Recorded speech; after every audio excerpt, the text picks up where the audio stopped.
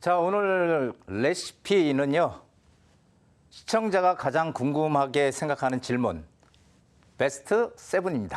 자, 어떤 걸 과연 우리 제 카페를 열심히 시청해 주시는 우리 시청자분들이 궁금해 하시는지 한번 보시죠. 자, 코로나19 장기화로 경제가 안 좋은데도 부동산이 오르는 이유는 뭘까요? 이런 질문입니다. 자, 경제가 안 좋으면은 가장 경제학 원론에 나오는 기본이 경제가 안 좋은데 부동산 가격이 오를 수 있냐? 주식도 오를 수 없다. 부동산, 주식, 뭐든지. 왜? 경기가 안 좋으니까. 경기가 안 좋은데 안 좋으면 어떻게 돼요? 기업들은 일자리를 줄이게 되고, 그리고 또 소비자들은 소비를 줄이게 되죠. 계속 줄이고. 그러다 보니까 이 돈이 안 돌아. 소득이 적어지죠. 적어지니까 이게 뭐 그 적은 돈으로 먹고 살기도 힘든데 뭔 부동산을 사. 이래서 경제가 안 좋으면 부동산은 오를 수 없다. 이건 가장 기본적인 원론입니다. 하지만 그렇지 않습니다. 항상 이거는 기본적인 원론일 뿐이지 최근에도 지금 우리 경제가 최근에 사실 계속 안 좋잖아요. 우리 성장률이 계속 떨어지고 있고 그런데도 그러니까 부동산 집값 폭락할 거다, 떨어질 거다. 한 3, 4년 전부터 계속 떠드는 사람들도 있습니다. 하지만 어떨까요? 지금 3, 4년 동안 떨어지기는 고사하고 많이 올랐죠. 그 이유는 바로 유동성입니다. 이 유동성이 이 가격을 결정해 주는 거예요. 왜 그러냐? 지금 이 경제가 안 좋으니까 전 세계 미국을 비롯해서 미국도 무제한 양적 완화, 제로금리 2023년도까지 유지하겠다 이렇게 얘기했잖아요. 자, 그러다 보니까 모든 나라가 다 똑같이 지금 제로금리 정책을 펴고 있습니다. 자, 그리고 돈은 계속 경제가 안 좋으니까 돈을 풀어요. 지금도 우리나라도 많이 지금 풀고 있죠. 그래서 유동성은 점점 돈의 증가 속도는 점점 커지는 거죠. 돈이 많아지면 시중에 어떻게 돼요? 돈의 가치가 떨어지고 물가가 올라가게 되는 현상이 벌어지게 됩니다. 그렇게 되면 그걸 우리는 인플레이션이라고 하는데 인플레이션 시대에는 항상 돈은 안전자산이나 실물자산 쪽으로 흘러간다. 그렇다면 실물자산의 대표적인 주자가 바로 부동산입니다. 뭐 금도 마찬가지고 그렇죠. 그다음에 뭐 그런 것들, 그다음에 달러 같은 것들이 실물 자산으로 볼 수 있어요. 그래서 이런 게 올라가는 거예요. 그러니까 이 경제가 안 좋아도 부동산이 오르더라 하는 얘기죠. 자, 올 하반기 부동산 시장은 어떻게 전개될까요? 부동산이 오르는 이유가 뭐예요? 오르는 이유. 제가 조금 전에 말씀드렸잖아요. 부동산이 오르는 이유는 아주 명료합니다. 뭐 투기꾼들이 마구잡이로 집을 사들여서 오르는 게 아니고 지금 전 세계적인 유동성의 극대화로 집값은 오르는 것입니다. 그렇다면은 부동산이 유동성이 꺾이게 되면은 부동산 가격이 오를 이유가 없겠죠. 그런데 미국이 2023년도까지 제로금리 유지하겠다. 경제가 안 좋으니까. 자, 그렇다면은 향후 계속 올 하반기뿐이 아니라 향후 일정 기간 동안은 부동산은 오를 수밖에 없다라는 결론을 내리게 됩니다. 하지만 지금 규제가 상당히 많이 지금 정부에서 규제를 하고 있죠. 그렇게 되면 규제가 커지면 어떻게 됩니까? 오르는 지역과 오르지 않는 지역으로 극단적으로 양극화가 된다. 자, 지방에서 많은 그 돈을 가지고 서울로 와서 강남에 집을 산다고 합니다. 강남에 서울 지방의 부자들이. 자, 그건 뭐예요? 똑똑한 한 채를 사고 있어야 되겠다. 이제는 지방 매물이 아닌 서울의 똑똑한 지역에 한 채를 사야 된다. 이런 심리가 이 규제가 강할수록 점점 더 커지게 됩니다. 그래서 양극화가 커지는 시장이 돼서 우리는 어디로 가야 돼요? 사람들이 선호도가 높은 지역 쪽으로 우리는 어쨌든 들어가야 된다. 이렇게 정리하겠습니다. 자, 아파트 규제로 오피스텔이 떠오른다는데 공급이 많아 가격 상승 힘들지 않을까요? 자, 공급이 많으면 당연히 수요보다 공급이 많으면 가격은 떨어지는 겁니다. 그런데 공급이 많은데 수요는 더 많아. 그럼 어떻게 되죠? 가격 오르는 거죠. 그래서 지역적으로 틀리다는 거죠. 원칙은 수익형 오피스텔 원칙, 수익형 부동산입니다. 월세만 받는 수익형 부동산. 맞죠? 하지만 예외적으로 오피스텔도 차익을 낼 수 있는 그런 지역이 있더라. 그래서 수요보다 공급 많은 곳이 문제지 공급보다 수요가 많은 곳은 반드시 오르게 돼 있더라. 그렇다면 수요가 어디가 많을까 생각해 봐야 되는 거죠. 자, 양질의 일자리 많은 곳. 이게 바로 수요가 많은 곳입니다. 양질의 좋은 일자리들이 많이 모여 있는 곳들, 이런 곳들은 오피스텔도 가격이 오르더라라는 얘기를 드리는 거죠. 자, 임대차 3법으로 전셋값이 오르고 있는데 앞으로도 계속 상승할까요? 예, 전셋가가 지금 64주 연속 상승이라고 합니다. 전셋값 상승은 필연으로 보입니다. 그 이유는 제가 전에도 계속 말씀을 드렸죠. 강의할 때 상기 신도시 로또 청약을 기다리면서 전세로 거주하는 분도 있고요. 분양가 상한제, 예, 그렇죠. 분양가 상한제 이것도 역시 마찬가지죠.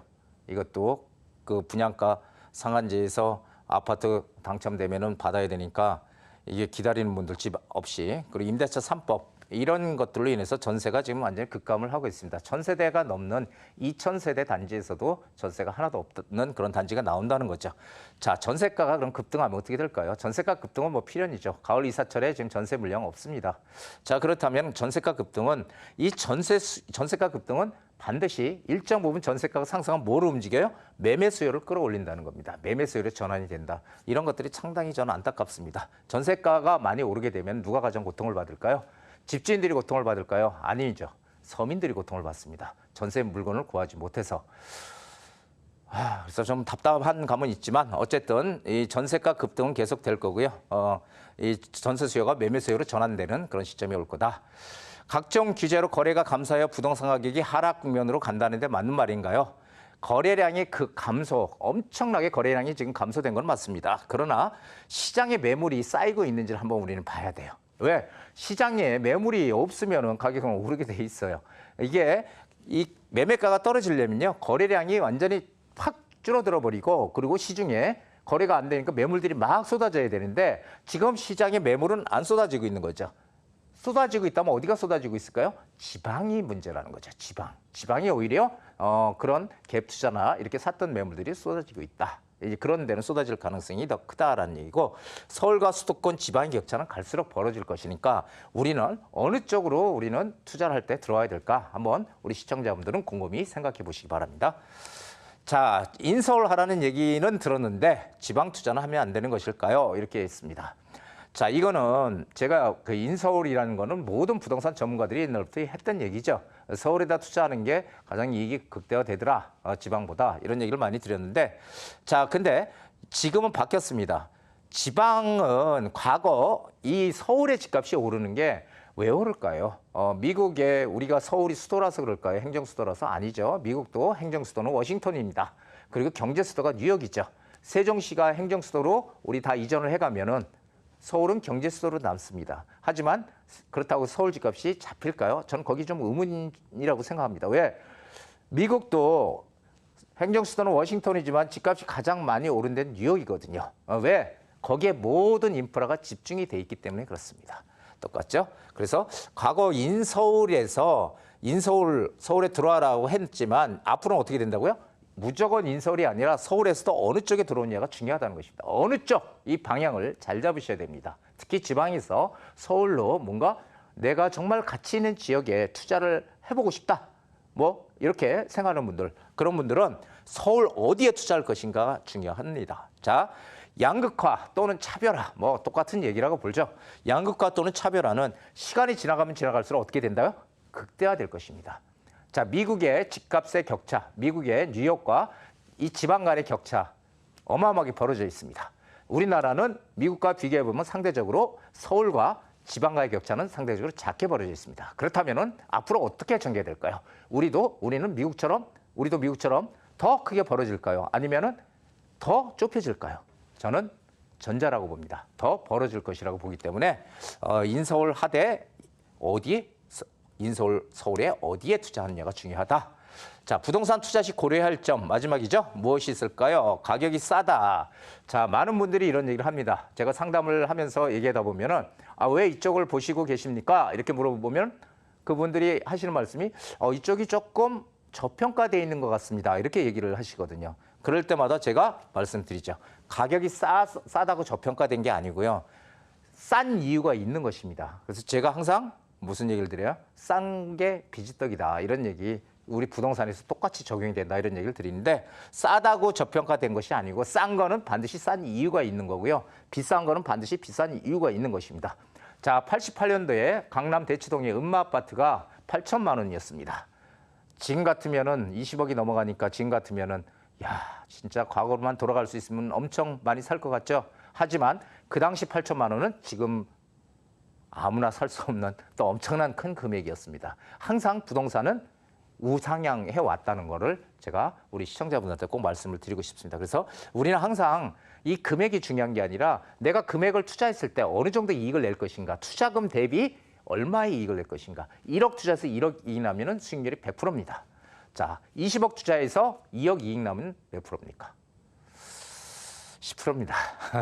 자, 그래서 자, 이게 투자금 대비 얼마의 이익을 낼 것인가를 보고 우리는 조금씩 내 재산을 재테크를 통해서 불려나가는 전략을 써야 된다는 말씀 드리는 거고요. 변화가 생기는 곳으로 들어가라. 제가 누누이 말씀드리죠. 아무런 주변에 호재가 없어. 지하철도 안 들어와. 이런 호재도 없어. 그다음에 일자리도 안 생겨. 이런 곳은 사실은 변화가 전혀 없는 곳이잖아요. 가격 상승 더딘 겁니다. 그래서 항상 변화가 생기는 곳 쪽으로 방향을 잡아가십시오. 부동산을 사기 위해 기다리지 말고요. 사놓고 기다리십시오. 하지만 언제 사야 할지 항상 사람들은 고민하죠. 그 고민을 저와 함께 하시기 바랍니다. 자, 오늘 여기까지입니다.